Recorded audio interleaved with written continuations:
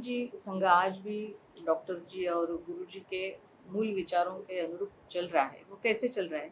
और अगर कुछ रूपांतरण करने की परिस्थिति आई तो कैसे रूपांतरण किया है?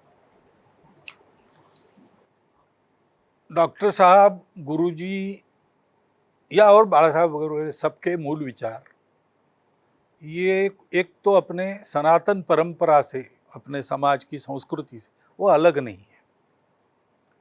तो एक बार बाला साहब को पूछा था या बाला साहब ने खुद होके बताया था कि हिंदुस्तान हिंदू राष्ट्र ही छोड़ के संघ में सब बदल सकता है। तो संघ के कार्यकर्ताओं का विकास करते करते ही एक बात डॉक्टर साहब ने पक्की की और वो चलती आई कि हम किसी पोथी पर विश्वास नहीं करते और हम कभी भी ब्लाइंड फॉलोअर्स नहीं बनेंगे और हम तत्व प्रधान है, व्यक्ति प्रधान नहीं है। तो महापुरुषों का अनुसरण अनुकरण, उनके गुणों का, उनके शील का, उनकी दिशा का करना है, लेकिन हर परिस्थिति में तुमको तुम्हारा मार्ग निकालना है। तो इसलिए नित्यानित्य विवेक होना चाहिए।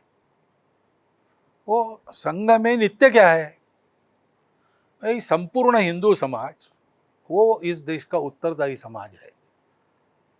इस देश का स्वभाव संस्कृति वो हिंदुओं की संस्कृति है। तो ये हिंदू राष्ट्र है।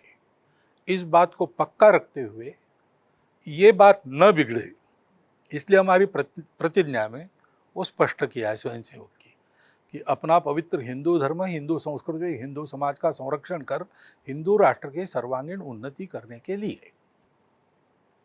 फिर ये भी बताया है कि मैं संघ का घटक बनूंगा, यानी पार्ट एंड पार्सल। मैं संघ को गढ़ने वाला, मैं संघ का अंग और संघ के साथ सदा चलने वाला। मेरे मत वगैरह सब है, लेकिन हम सामूहिक निर्णय के अनुसार चलेंगे।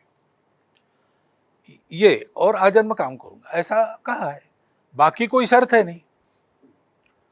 तो इसलिए नित्यानित्य विवेक करते हुए ये बातें नित्य है उसके चौखट में, और हिंदू की अपनी व्याख्या भी व्यापक है, तो उसके चौखट में बहुत स्कोप है हर परिस्थिति के अनुसार बदल करके, लेकिन दिशा कायम रखकर चलने का।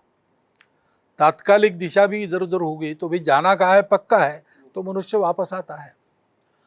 तो ये स्वातंत्र्य स्वयंसेवकों को डॉक्टर साहब के जमाने से है। तो जो निर्णय दिया है वो मानना है, ये स्वयंसेवक मनस्थिति कर चलते हैं। इसलिए सबको करने का स्वातंत्र्य भी है और सबकी एक दिशा भी कायम रहती है। तो नित्य हमने कायम रखा है, अनित्य ये देश काल परिस्थिति के अनुसार हम बदल के चलते हैं।